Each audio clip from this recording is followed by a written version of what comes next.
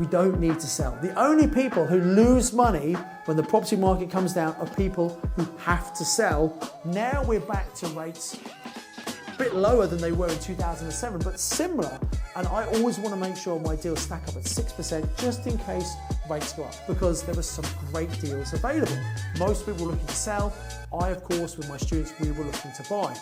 The value of the property was less than they paid for it, and it was losing the money every month.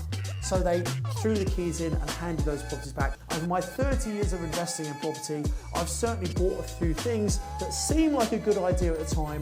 With hindsight, knowing what I know now, if I had a second chance, I wouldn't buy those properties again. By the way, if someone tells you they haven't lost any money and they've only made money, they're either trying to kid you or kid themselves. Hello and welcome to this week's episode of the Property Magic podcast, in which I'm going to talk about, do you lose money in a property market crash? Now, I just very recently released a video all about the property market and is it going to crash on my YouTube channel. If you haven't subscribed to that, go and check it out and have a look. I think you'll learn a lot from that video. But what I want to do is talk in a bit more detail on this podcast about what happened in the last crash and what happens when you get negative equity and when do you lose money, and talk about some of my personal properties. I've been investing in property for 30 years. Over that time, I've made some mistakes. I've lost some money on some deals. Now, obviously, I've made more than I've lost overall. I'm in a pretty good position, but I've made some mistakes, and hopefully you can learn from some of the mistakes that I've made so you don't make those expensive mistakes yourself. So let me talk about a couple of properties in particular.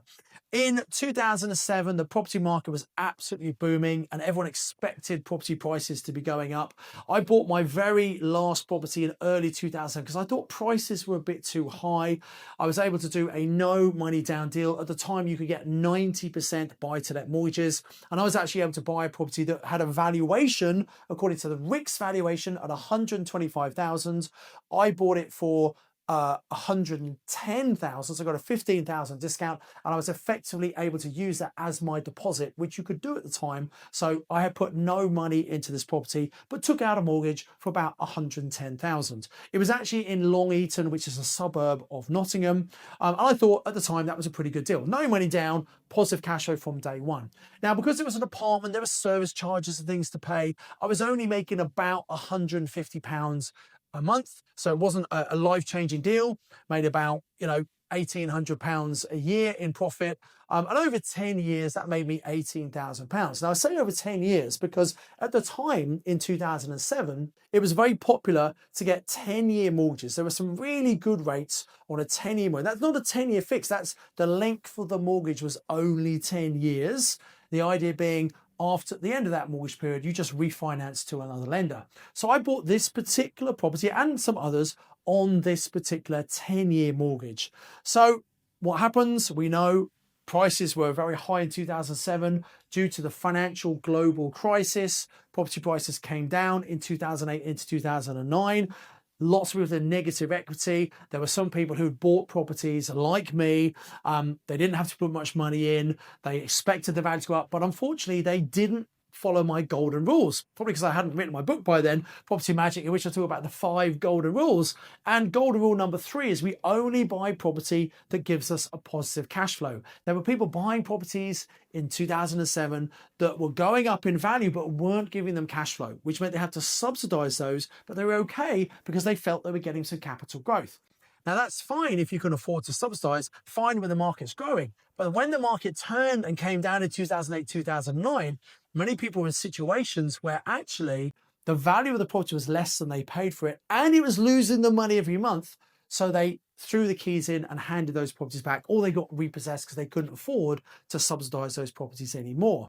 Now, I didn't have to do that. I didn't lose any properties during the financial crisis. In fact, I used an opportunity to massively accelerate my portfolio, and I bought lots of properties in 2008, 9 and 10 because there were some great deals available. Most people were looking to sell. I, of course, with my students, we were looking to buy. But still, I had this property that I had a valuation when I bought it of 125. I bought it for 110, got a mortgage for 110, no money down deal, give me cash flow. What's not to like? 10 years later, 2017, and it comes to the end of the mortgage term. Now, normally we would remortgage onto another product, or if you don't want the property anymore, you might sell the property, pay off the mortgage and take a profit. But I was slightly distressed when I came to look at my remortgage that I found out that similar properties in the same block were selling for £80,000. Now, I bought for 110. It was supposed to be worth 125, and yet properties were selling for 80,000. People were selling at a capital loss. And I had a choice. I could keep that property, but if the value is 80, nowadays or back then, we had to put 25% in.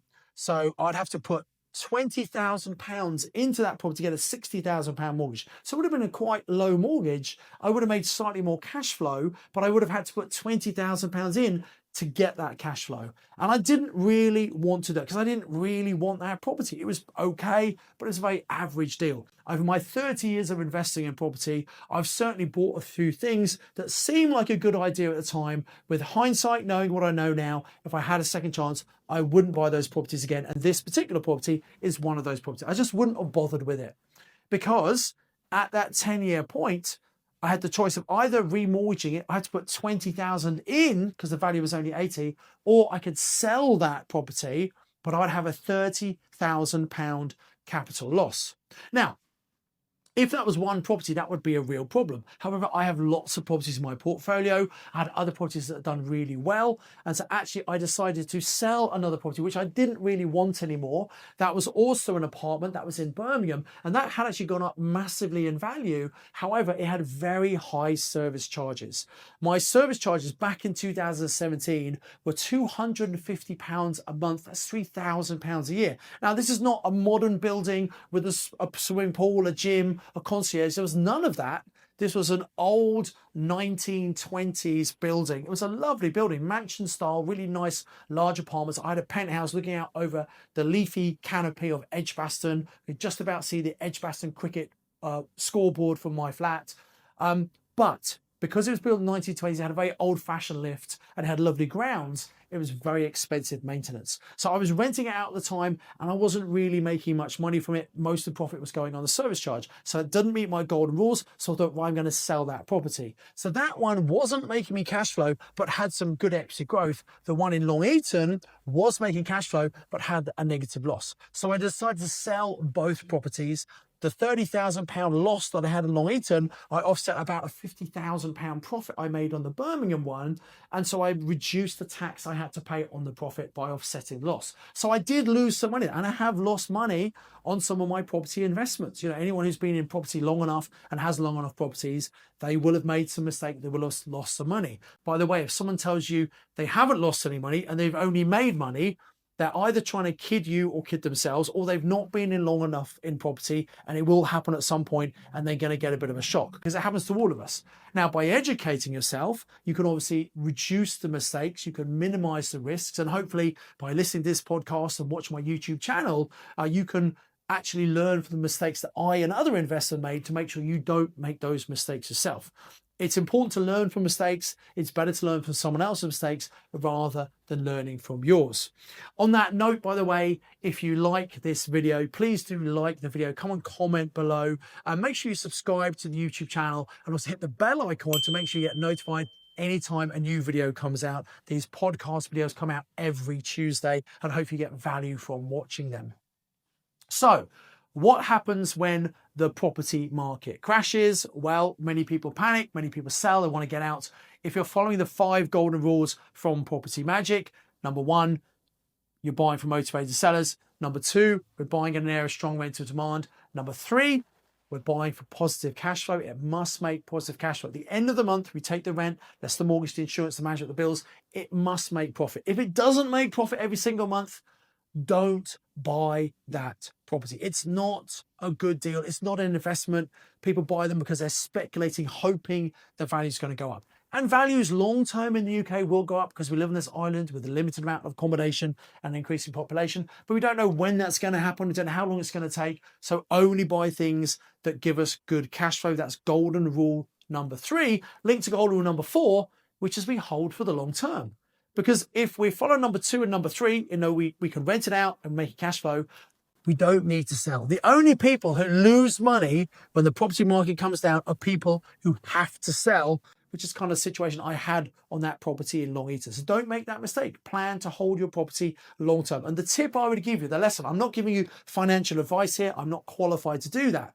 but my bit of education would be, make sure when you buy a property, you get a mortgage for as long as possible. Typically, a 25-year mortgage. Now, within that, you might have a 3 or a 5-year fix, so you know what the rate is for a period of time, and then it will go to the standard variable rate. And normally what happens at the end of that 3 or 5 years, most savvy investors will refinance the property onto a more cost-effective mortgage. And if the value's gone up, that might be an opportunity to refinance, actually take some cash out of that property. However, you can't always refinance. You might be stuck on the variable rate, which is what's happened to some people in the market right now. But if you've got that 25 years, you know at least you've always got a mortgage. The problem I had in 2017, that particular lender had lent me money for 10 years, that was the term, and they wanted their money back. Now, by the way, when you come to the end of a mortgage period, if you don't have the money, you don't have the money. You know, they can't repossess the property, especially if you're paying the interest. Now, they might increase the rate you pay because they want you to pay that mortgage off. They don't want you to be sitting there comfortably. But if you're putting the property on the market to sell, or maybe you're putting some money in so you can refinance, that's up to you. But as long as you're doing something, that's okay. They don't want you just sitting there collecting the rent. So they will incentivize you to get rid of that mortgage and pay them off by probably increasing the rate. So just be aware of that. But if you've got a nice long term, at least you know you're not going to have to pay that back, and as long as you can afford the variable rate. And I always like to make sure that my deals stack up at 6%. When I first started investing, and probably when I was buying lots of my properties in the 2000s, I was always working on a 6% interest rate. And it was only when we had the global financial crisis in 2007, the crash in 2008, 2009, that actually interest rates came down. And for about a decade, we had the Bank of England base rate at 0.5%. And what that meant was many people were paying effectively about 2.5%, maybe 3% on their investment properties. And they made lots and lots of cash flow from those properties. Now we're back to rates a bit lower than they were in 2007, but similar. And I always want to make sure my deals stack up at 6% just in case rates go up. So that's the figure I use. I won't buy a deal if it doesn't make money at the 6% interest rate. So I hope this has been useful for you. As ever, I encourage you to listen to this podcast on a weekly basis. It comes out every Tuesday to keep up to date what's happening in the market and to give you a bit of an insight to things we normally only share on my year-long property mastermind program. So I do hope you gained value from this. I look forward to seeing you next time. As ever, I encourage you to invest with knowledge, invest with skill.